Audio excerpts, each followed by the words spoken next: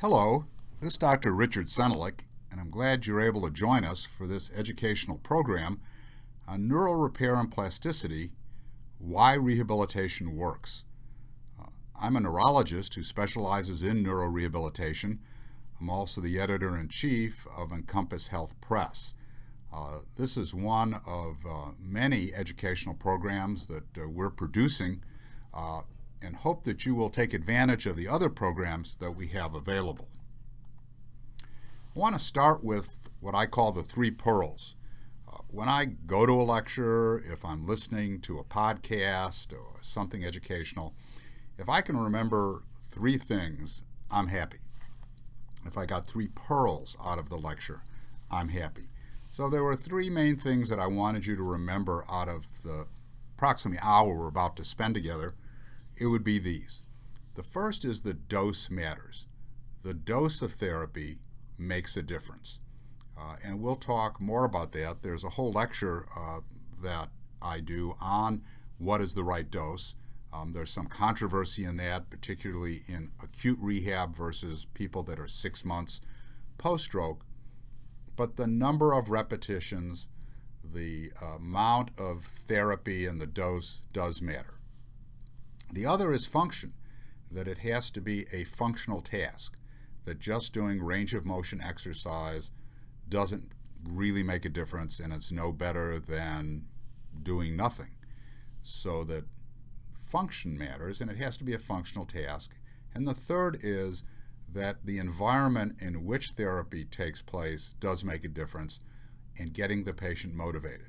So dose matters, function matters, and motivation. And we'll come back to this a couple times throughout this lecture, and hopefully you'll be going over this in your sleep. When you try and go to sleep tonight, you're going to, I wish he hadn't said dose, function, and motivation so many times. Why is it hard to do or difficult to do rehabilitation or neurorehabilitation research? First, there's no placebo pill. So doing blinded studies, a double-blind study where the patient doesn't know if they're getting the treatment, doesn't know if the pill they're taking is a placebo pill or if it's actually got medicine in it, and the doctor taking care of them and evaluating them also doesn't know, really isn't possible in therapy and in doing rehabilitation. So blinded studies are often impossible. The person may be doing the evaluation at the end. It's possible, but it isn't blinded to the patient that's doing it. Outcome measures for movement, language, and cognition can vary greatly, and everybody can't seem to agree upon them. So a lot of times when we're trying to compare studies, we're comparing different outcome measures, and that makes it difficult. The other thing is that therapists are time-intensive and expensive, so that doing studies that involve a large amount of therapist time can be difficult. Whereas saying, well, I'd like you to take 2 of these pills 3 times a day, you can administer yourself, if somebody else has to administer them, but you can see where doing therapy can be a very expensive study. As a result of all of the above, most of the studies that are out in the medical literature are underpowered, which means they're not 10,000 patients, 1,000 patients, and they tend to be much smaller numbers. So we're going to look at this exercise that we're going to talk about today as a scientific study. We're going to ask, why does rehabilitation work? And we're going to approach it as a scientific experiment. We're going to examine, why do people recover in the first place? Somebody has a stroke. Why do they get better? What are the principles of neural repair? And try and identify those factors that promote neural repair. What happens in normal development? It's really an amazing process. We start out as an egg and a sperm, and look in the mirror. We end up looking like this, with all of these different organ systems that all function the way they're supposed to function. And just think about the nervous system. It's really complex. So that as these eggs start to multiply, the egg and the sperm, and now we get a blastocyst and the cells multiply. This is all being driven by genes that determine what's going to connect with what. So if you think about it, you have nerve cells that are the retinal cells in the back of the eye, and there are genes that are going to instruct the brain to connect those precisely to a specific cell back in the back of the brain, the occipital cortex. And that's going on throughout the nervous system and the brain for each one of these systems, whether it's a motor system, auditory system, olfactory system, sensory system, that there are genes that are driving this process. So at birth, each neuron, and remember there's billions of neurons in the brain, so each neuron in the cerebral cortex has approximately 25,000 synapses or connections. So you can see why studying neural repair and neuroplasticity is so difficult. If each of these billions of neurons at birth has 25,000 connections, then the math just puts this into the billions and billions. But by the time we're 2 to 3 years old, now each of those neurons has maybe 15,000 synapses, and by the time you're an adult, it's down to a third or a fourth of what we started with, or 7,500 synapses per neuron. And we call this process synaptic pruning. So what is synaptic pruning? It determines which of these connections will survive and which won't. So that by experience in life, as we learn and go through this learning-dependent plasticity, that's going to be a term we use over and over again, so that as we learn new tasks, we start to develop pathways that we need, and pathways which aren't used fall by the wayside. So this synaptic pruning takes place as use it or lose it. If we're not using those connections, they tend to decrease, and then by adulthood you have your 7,500 connection. So plasticity enables the process of developing and pruning these connections. And we're going to give some specific examples as we go through this lecture. So what happens in the normal recovery process? Somebody has a stroke and an area of the brain is damaged. Well, there are the people that get better quickly. So the resolution of edema or swelling in the brain, maybe the brain was just in a very temporary state of shock. Blood flow was transiently decreased and then restored, and the brain cells really weren't permanently damaged. And these are the folks that get better really quickly. Then we have this big fancy word called diasthesis or diasthesis. You can take your choice on how you want to pronounce it. It's kind of like tomato and tomato, potato and potato and potato. See, even I was not able to get that correct. So what is diasthesis? Well, it basically means networks. So I'm sitting in my office here in the hospital, and I have light, I have power. It's winter now, so I forgot to mention at the beginning, this lecture is being recorded on February, let me look at my watch, 7th, 2018. So if things have changed, we need to have that as a reference point. But also I have heat, because it's kind of cold out, even though we're in San Antonio, Texas. And everything seems to be working fine. But now, about 5 miles from here, at a substation for electrical power, a generator gets blown, or a transformer. And all of a sudden, I lose power here, and I have to stop doing this lecture and recording this. But nothing really happened here at Riosa, in my office or at the hospital, but we're on the same network as the power grid. We're on the same grid of this substation 5 miles away, so as a result, we went down. And this is what happens in the brain and in the nervous system. Something may happen at a certain site in the brain, but if you're on that network, then you're going to go down, and then as things start to come up and go back online, that will start to repair itself. So if we think of networks in the brain, certain networks are not widely distributed. Think of the motor system. We have a motor strip in the brain which controls, let's say the left motor strip controls movement on the right side of the body. Doesn't do much else, and as a result, very simple networks tend to recover much more quickly. So if motor function is going to return, it tends to return quickly. Widely distributed networks like attention, concentration, language, these take much longer to return because as the whole network goes down and it needs to come back online, then it takes longer to recover. So we look at things, whether they be medication or interventions, that might either promote the repair of diasthesis or prevent it from happening in the first place. What we've been doing for years in rehabilitation is what's called behavioral compensation. We teach patients to compensate for their deficits. So if I have a right hemiparesis, you may, as a therapist, teach me one-handed shoe tying, how to tie my shoes. I may have a rocker knife, a plate guard. I learn how to dress one-handed. I learn how to propel my wheelchair one-handed. If I have speech and language deficits, I may learn compensatory strategies. And this can be effective, but as you'll see when we talk later in this lecture, it may prevent recovery in other ways. By learning ways to compensate, we may not strive or try the more difficult method to try and get neuroplasticity and get other parts of the brain to take over.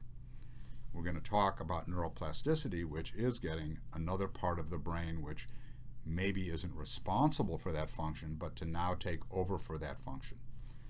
And this lecture will not cover regeneration of can we use stem cells, can we figure out ways to get the nervous system to regenerate, to repair itself, and that's a whole nother lecture and very complicated one. The nervous system, as far as stem cells and regeneration, much more complicated than things like growing skin in areas where we're making much greater progress.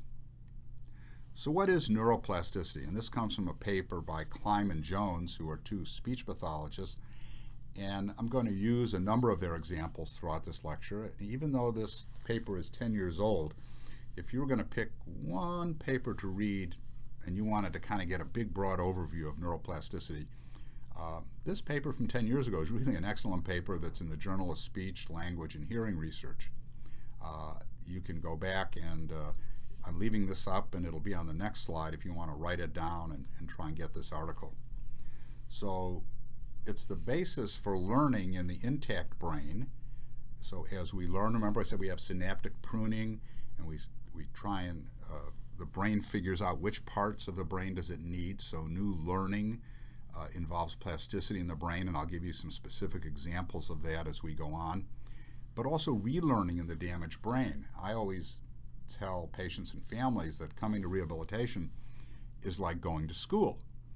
We're going to try and relearn old tasks and learn new tasks, and we're going to do it through repetition and consistency, much like school.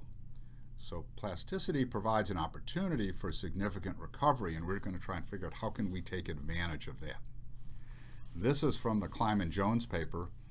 They go into all 10 of these specific principles for neuroplasticity.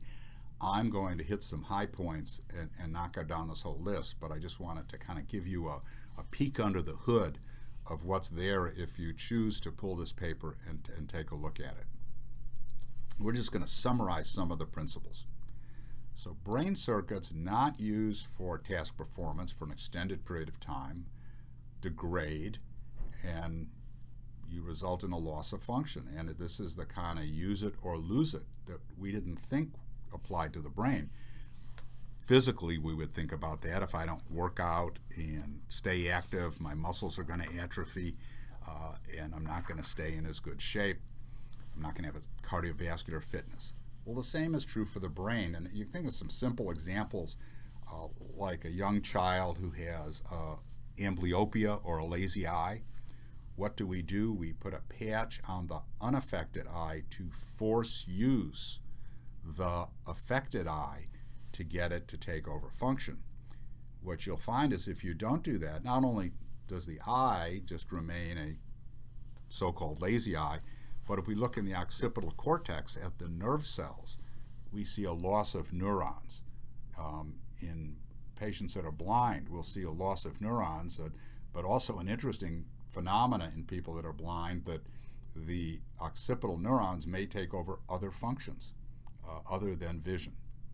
So training is critical to help induce this plasticity. If I want nerve and brain cells, neurons to light up and to take over a function, I have to have them do a specific task.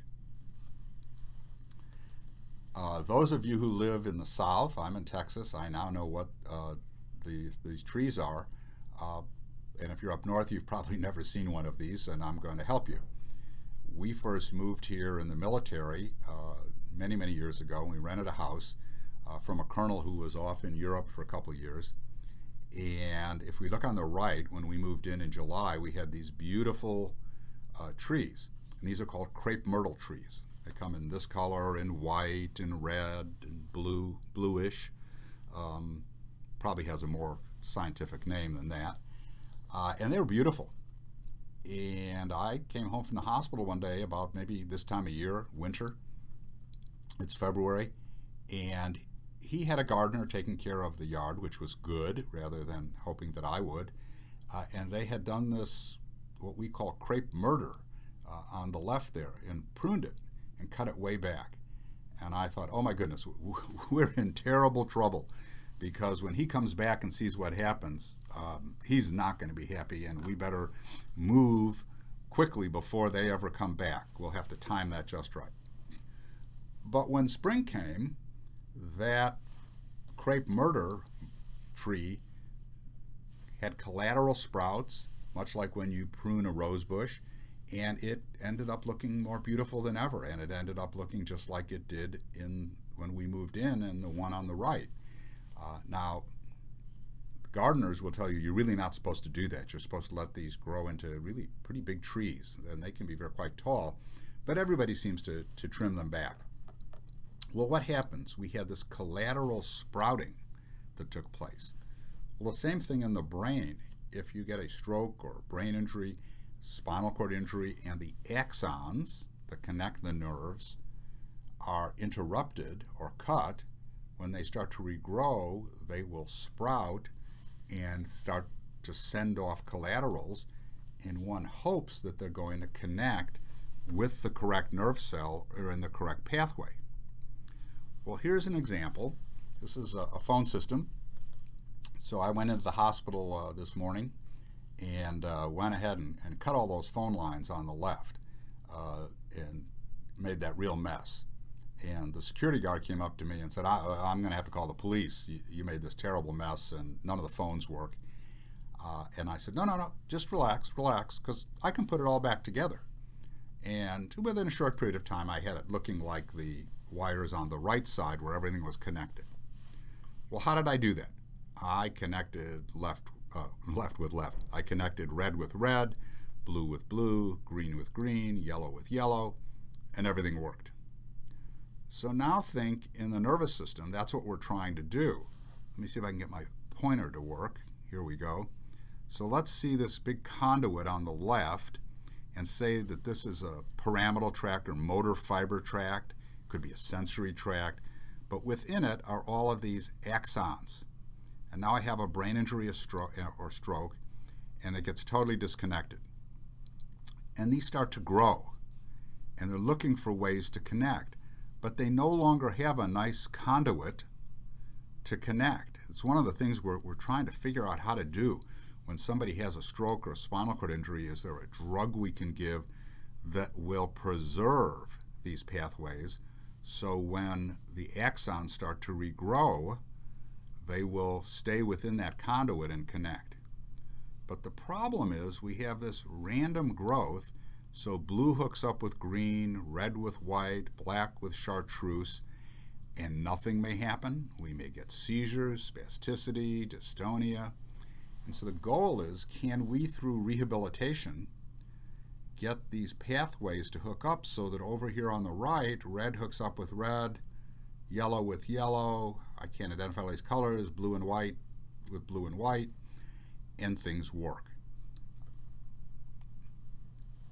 Neuroplasticity is a little different. What we're trying to do is to say, well, over here, let's say this part of the brain is damaged, and is not going to be able to be repaired, can I get another part of the brain to take over the function? So if someone has a left hemisphere stroke and becomes aphasic in right hemiparesis and then starts to speak, we may see, if we do a functional MRI or a PET scan, we may see that an area of the brain that lights up is indeed the other side of the brain is helping take over that function. Or even the cerebellum, that back part of the brain that controls coordination and balance, may be jumping in to help with speech. So that again, with neuroplasticity, we're trying to see with performing, what is it? The right dose, enough of a functional task in a highly motivated environment, can we get another part of the brain to take over that function? And this is a great study. This is, as you can see, what is it, almost 20 years now when this was published. And Randy Nudo, who is a PhD and was the head of the Center for Aging at the University of Kansas, I believe. And a lot of the research in neuroplasticity and neural repair is being done by geriatricians. It's being done by PhD scientists, because the fastest growing population is 85 and older. And we've got to figure out a way to rehabilitate and keep healthy our older population, or we're going to have many disabled people around. If you listen to the stroke lecture that I did before this one, you'll see how the numbers of survivors of stroke has just dramatically increased in the last 10 years. What Dr. Nudo did was this elegant study, and it was still a study that everybody talks about. He took 3 groups of monkeys, so we'll just say 30, and divided them into 3 groups of 10 each. And he went into the brain by removing a piece of the skull, and he tied off an artery so he could create the same type of stroke in every one of the monkeys. So every one of the monkeys ended up with paralysis. So if, let's say he did the right side of the brain, the left arm was paralyzed. And what he did with the 3 groups is the first group got full monkey rehab. And that's this. We're going to talk about what happens in full monkey rehab. The second group got range of motion exercises, but the same food and water as the first group. And the third group just got the same food and water and cage. It didn't get any specific therapy. And he measured not only how much function returned, but he looked at the brain and did electrical stimulation studies to see, did the area next to the stroke start to take over the function and help, or what we call the neuroplasticity we were talking about. So if we take the 2 groups of monkeys, the one that just got food and water, same cage, and the others that got range of motion exercises. Remember, that wouldn't be a functional task. Just it's like what we can see in many skilled nursing facilities, people sitting around in a circle in a wheelchair with one instructor asking them to do range of motion exercises. And he looked at how much function did they get back, and when he stimulated the brain, what was going on in the brain. And there really wasn't any difference in the 2 groups. They got a little bit of natural recovery, and when he stimulated in the brain, what he saw was that the stroke had increased in size, and the area next to it really hadn't jumped in to take over any function. So let's look at the group that got full monkey rehab. And he put a little vest on him and to restrain the unaffected arm. And I'm going to show you a picture of constraint-induced movement therapy, and it's very much the same. So this was force use therapy. So we want a functional task that's going to give us lots of repetitions of dose, and we want the monkey to be motivated. Well, eating's kind of that task. So we created this well down here, and you can see the monkey's hand is in this large well, and the monkey's going to do a gross grasp to get the food pellets. So I think about when my grandchildren were little, I would carry jelly beans in my pocket, and they would say, "Gramps, can I have some beans?" And I go, "Okay." And when they were little, they'd just do a forced grasp and try and grab a whole bunch of beans. It could be kind of a mess, kind of like taking your kids or grandkids out for spaghetti at a restaurant, and the mess that they incur because they take that whole gross grasp. as their brain myelinates and they get developmental milestones, they then have much more coordination. So what Dr. Nudo did here with the monkey is once they became adept at the gross grasp, he used a smaller well, and maybe he had 3 or 4 food pellets that they had to manipulate, and over time a smaller well, to the point where here they would have to do with a pincer grasp, they would just try and have to get 1 food pellet out. So much like maybe my grandchildren, if it was close to dinner time, I'd say, no, just 1 jelly bean. And as they got older and myelinated, they were able, with their thumb and index finger, to just grab 1 jelly bean. And so these monkeys got lots of repetitions, and what he did is compared their motor recovery to the other 2 groups, and this group that performed high-dose repetitions of a functional task in a motivated environment improved dramatically, much more improvement, and the more therapy they got, the better they improved. And then he went over and he did electrical stimulation here of the brain, and lo and behold, the area next to the stroke, which may have been responsible for shoulder movement, was now helping and was assisting and was now responsible for hand function. So by performing multiple repetitions, I'm giving you the same triad again of dose, of a functional task in a motivated environment, led to neuroplasticity in the brain, and another part of the brain now taking over that function. So the training needs to be specific, as it's not going to generalize. It's sort of, I started taking guitar lessons about 10 years ago. I played other instruments, always wanted to play guitar, liked to sing, and so I play guitar. But if you put me in front of a piano, I can't play piano. Just because I can read music or play guitar, it didn't generalize to another instrument. So the training needs to be specific. And many repetitions are required to get lasting change. So think about, we all have some friends maybe that have photographic memories, can read something once, but most of us need multiple repetitions. I know in medical school, I had to study the same thing over and over again to get it to embed. Think about multiplication tables. I think I'll probably be in the nursing home and still be able to tell you what is 7 times 7, 7 times 8, 9 times 9, because it was drilled into me.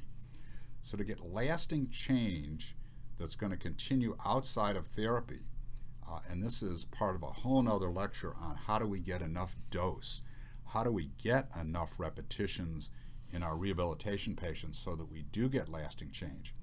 It's a real problem because we don't really know what goes on at home. We don't know what goes on in between therapy sessions.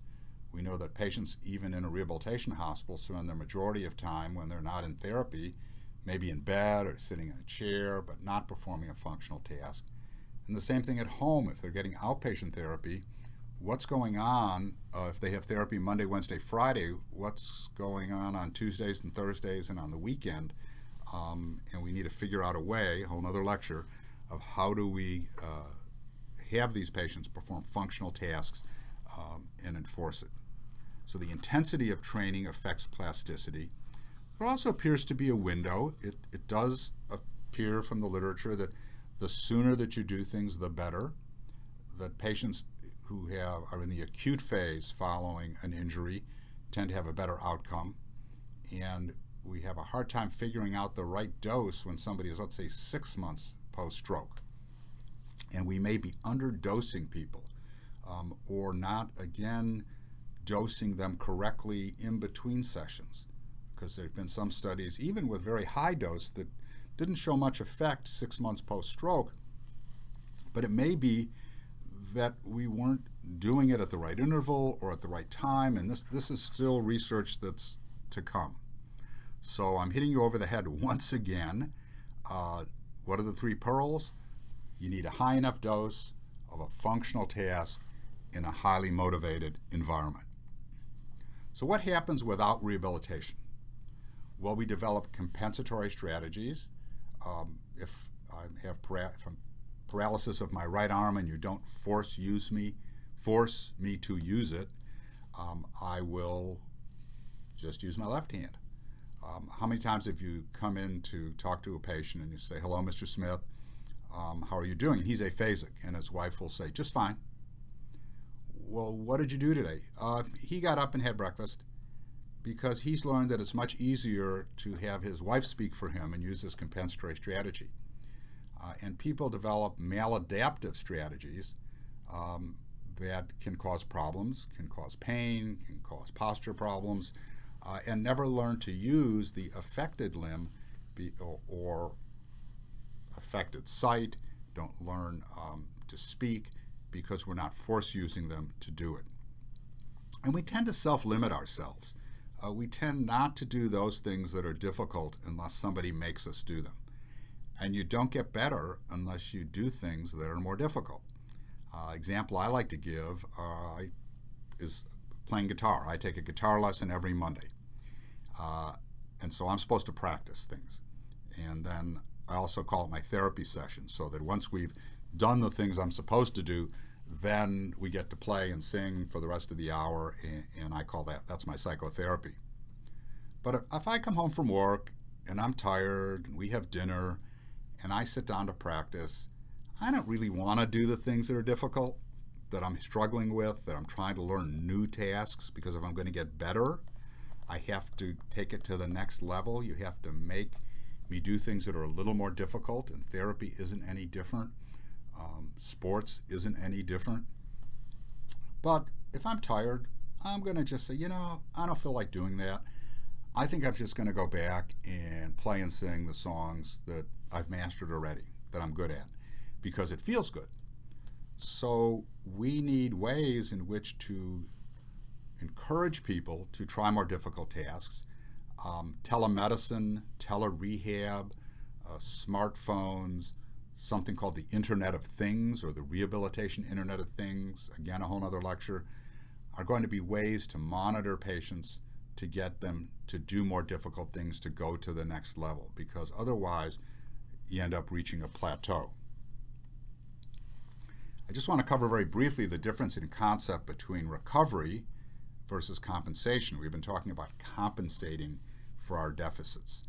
So rehabilitation is the process of, remember we talked about learning dependent plasticity. So I'm having to do functional tasks to promote plasticity, to get these changes. I have to learn new tasks and I have to get enough repetitions. So what rehabilitation does is it takes advantage of our previously learned behaviors. Remember I said it was like going back to school, so I'm going to relearn the things I knew.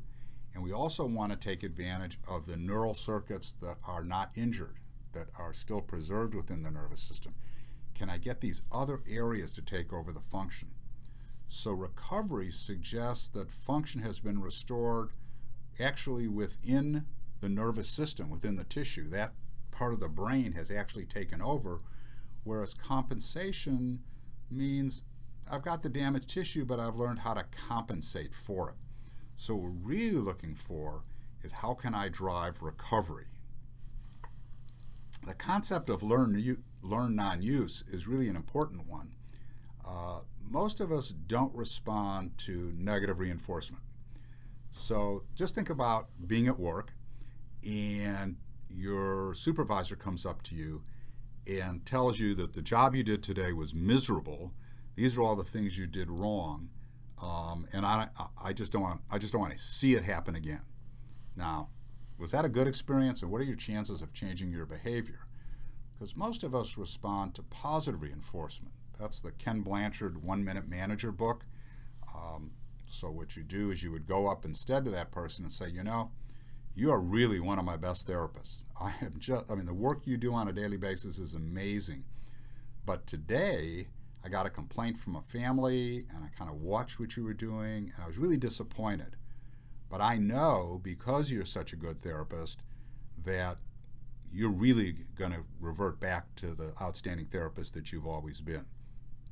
So we leave with a positive reinforcement, even though we've told them what the problem was. So now let's apply that to rehabilitation. So on the top line, you see you have the stroke, you had an injury, and now I'm trying to use my right arm, and it's unsuccessful motor attempts, so I'm getting negative reinforcement, and it's just not working. So I'm going to suppress that behavior. I'm not going to try and use my right arm. I'm going to use my left arm. So what we think then is that I'm masking some residual ability that I might have because I just didn't try and use that right arm. If we drop down, you can see because of these unsuccessful motor attempts, we jump in as rehabilitation specialists and therapists, and I'm going to teach you compensatory strategies. I'm going to teach you that one-handed shoe tying. I'm going to teach you how to use a rocker knife and a plate guard. And you get positive reinforcement. You say, well, this really works. This is so much easier. And as a result, the less effective behavior, the one we really don't want in the long term, was strengthened. So the last box on the right is this learned non-use is normally permanent, but maybe it's reversible. And that's the whole concept of force use therapy. So constraint therapy came out of that from Taub and Wolf at the University of Alabama. And they use slings, although we use mittens now because we don't want to restrict shoulder movement. And you can put a mitten on the unaffected arm and force use the affected arm. So here's a gentleman pretty much doing very similar to what was done in Randy Nudo's study. We put a mitt on his right hand and we're force using the affected left hand. He's having to pick up beans or beads, and now we have this container which has a large opening, and he has to put it in, and you can see that we're going to force him to put him in smaller things over time. The original study by Taub and Wolf was 6 hours a day of force use therapy, and these were people that were quite a ways out from their stroke, some of them several years out from their stroke. And they used graduate students and assistants to chop food, to count money, do exercises such as the one you see here. The one that I love is to play Battleship, and the mechanical one, not the electronic one, because you have to pick up the pegs, place them in the hole. It's a functional task. It requires memorization, strategy, all kinds of cognitive function that's involved. And what they found was that the patients that did this were able to tap into their residual ability. Remember, from learned non-use, we're saying there's some masked residual ability. They were able to tap into that and get significant improvement. Subsequent follow-up studies showed that you didn't need to do 6 hours a day, and that doing 1 hour, 2 hours a day led to significant improvement in a matter of weeks. So this is something you can teach families to do. You can do your session in therapy to get them started, to monitor their progress, and then a program that is reasonable that can be continued at home. And this is all part of that. Multiple doses. Ooh, we're going back to that again, aren't we? Oh, he's forcing us to do multiple doses of a functional task in a highly motivated environment. Well, does the environment in which rehabilitation takes place make a difference? And we call this the enriched environment. And this study is also about the same time as Randy Nudo's, 1997. This is an enriched environment for mice. So some of you maybe as kids, or for your kids, had gerbils or hamsters or mice, and you probably had a cage like this that had all kinds of fancy toys with wheels that turn around and they could climb on things. And this study looked at mice that were raised in this environment versus mice that were raised in sort of the traditional environment of this plastic cage. Some of you may have made money in graduate school or therapy school, medical school, working in a lab, and your job was to clean the cage, feed the mice, and this may say on it Senelick experiment 5421. And what this study looked at was the new neurons in the hippocampus, because young mice are loaded with stem cells, and as you go down the evolutionary scale, so like lizards are loaded with stem cells, there's more stem cells. In Texas, we have a bunch of these chameleons, these green lizards, and if they lose their tail, like you catch them in the sliding door of your house, they grow a new tail because of stem cells.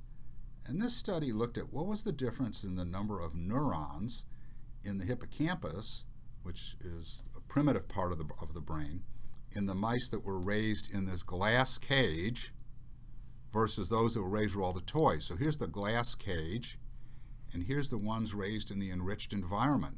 And you can look at, they had almost twice as many neurons.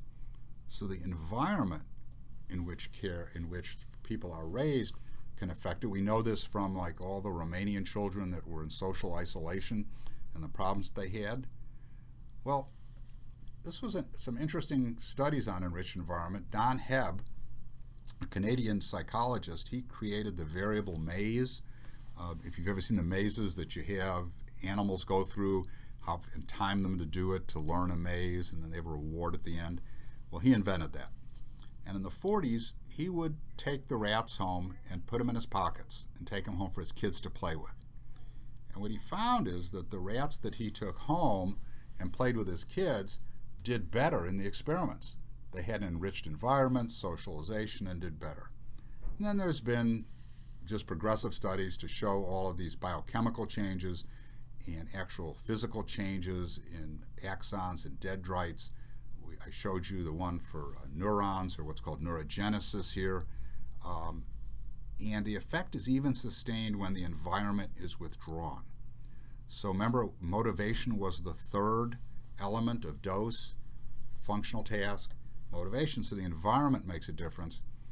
And this is a number of studies that have come out in the medical literature over the years about the environment in which rehabilitation takes place affects outcome, affects functional outcome, and affects changes in the brain. And somebody also did a study, which shouldn't be the least bit surprising to you therapists and nurses, that enriched environments made for happier therapists and nurses who performed better if they worked in an enriched environment. So if your gym is full of light and bright colors and an energetic place, which most rehabilitation facilities are, as opposed to being in the basement with no windows, not only are you going to be happier, but your patients are going to have better outcomes. Well, these are some examples of human neuroplasticity that I really like. So if you study complex finger movements, you can really study neuroplasticity. One study looked at string players. They looked at children learning to play the violin. So the violin involves complex movements of the left hand and bowing movements of the right hand. And they looked at the motor and sensory cortex of the brain and how much of the brain was responsible for the movements of the left hand when these people were starting to learn to play the violin. And then they studied them again after they became accomplished string players. And what they saw is that the area that was now responsible for those complex movements of the left hand was about 3 times greater than it was in the beginning when they first started. So the brain recruited other parts. It needed more computing power. It needed more neurons to perform the task. And through performing many repetitions, because that's what makes you a better musician, a better athlete, and improve in rehabilitation, they expanded this. Another great example are Braille readers. To read Braille, you use the index finger and the middle finger. If anybody ever did Thumbkin with their kids, that's pointer and tall man. I'm not going to sing Here Is Thumbkin for you. I refuse to have that recorded for posterity. So now look at your index finger and your middle finger, pointer and tall man. And we're again going to measure, if it's your right hand, the left side of your brain, how much sensory cortex and motor cortex have you dedicated to those fingers. And then, once you become an accomplished Braille reader, we're going to measure it again with a functional MRI. And it's pretty much the same as the string players. That part of the brain recruited many more neurons, threefold, to do that. And the last example of London taxi cab drivers, they have to take a very complicated test called the knowledge. They have to know approximately 25,000 streets. And it takes about 3 years for someone to be accomplished enough to master and pass the test of the knowledge of what are the best routes to get to these certain key locations and to know the 25,000 streets. And they looked at the hippocampus, which was from memory, before and after a taxi cab driver had mastered this task, and came up with the same thing. So many repetitions of a functional task can then expand the part of the brain that's being recruited for that function. Here's a cat on the right, and a very complicated picture of the spinal cord, which I don't want you to pay too much attention to. And this was a study done by Sergei Rossignol up in Canada. And the cats are interesting, is that if you cut the spinal cord of a cat at about the lower thoracic, higher lumbar area, and theirs is a little, their segments are different than ours. I'm just trying to get my, here I got my pointer back. So if you give them a total spinal cord lesion, at about 2 weeks, they're able to walk, where that doesn't happen in people. And what they have is, we're going to look, this is a section of the spinal cord, and there's what's called a CPG, a central pattern generator, here in the center of the spinal cord. And what it does is like a little computer, so that when the cat puts down its paw, a sensory signal goes to the central pattern generator, which then coordinates both sides and sends a signal for motor function to then move the limb forward, the other limb forward, and now we get sensory feedback from that limb, goes back to the central pattern generator, sends a signal again to advance the front paw. And that's how they can walk after 2 weeks. Well, the question is, do primates and humans have a central pattern generator that we can take advantage of? And if we have this cat, the question he asked is, if we take this cat and we give them the complete spinal cord lesion, but then treadmill train them, put them on a treadmill to perform a functional task in high dosage, will they improve faster? Will they get a better outcome?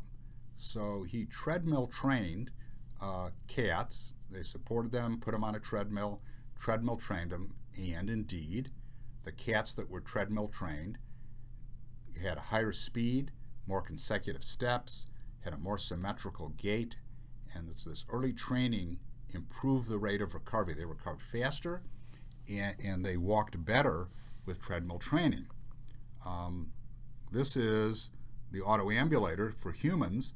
So can we take someone who's paraplegic or quadriplegic? If we weight support them, we can then put them on the autoambulator. This is Health South, Encompass Health now, machine that they developed for this. And you can see I can put the person through a gait cycle. I can control the amount of extension, flexion, the speed. Let me show that again. And can reproduce it. I can then, if the patient improves, and just do weight support, get rid of the supports on the lower extremities, and I can get a lot of repetitions.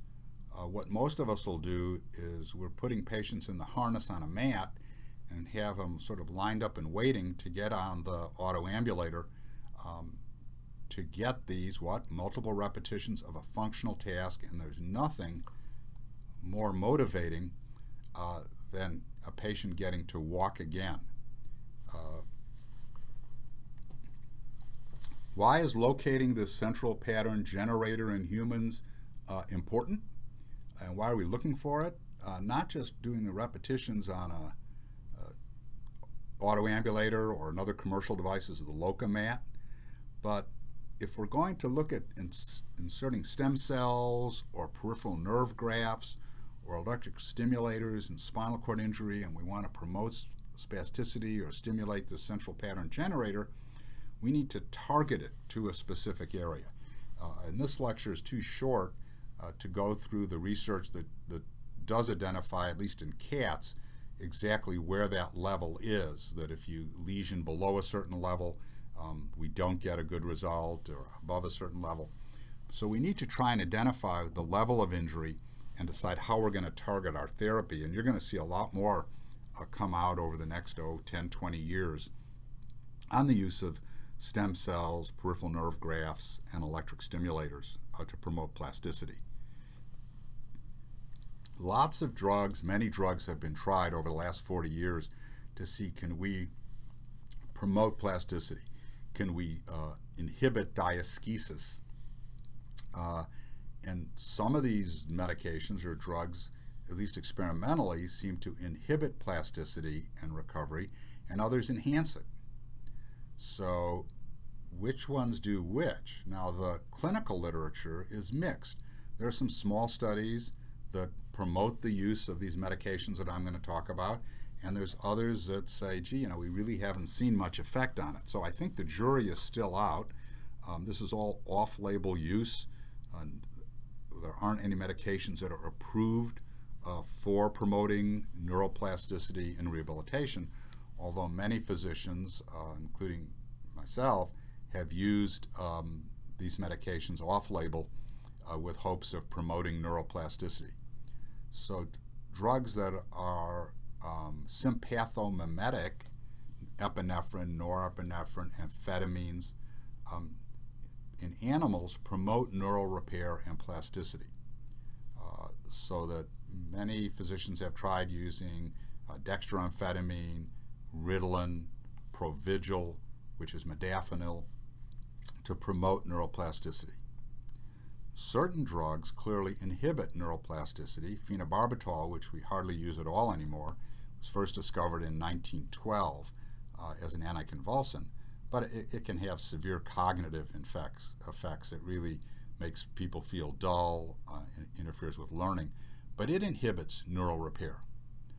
But medications that we commonly use, benzodiazepines, Valium, Xanax, Ativan, phenytoin, which is Dilantin, increase GABA and experimentally inhibit neural repair. So if you have someone with a brain injury or a stroke, we try and avoid these medications. We'll use different anticonvulsants, try and avoid benzodiazepines because it can really affect cognition, and also there is this theoretical concept that they can interfere with neuroplasticity.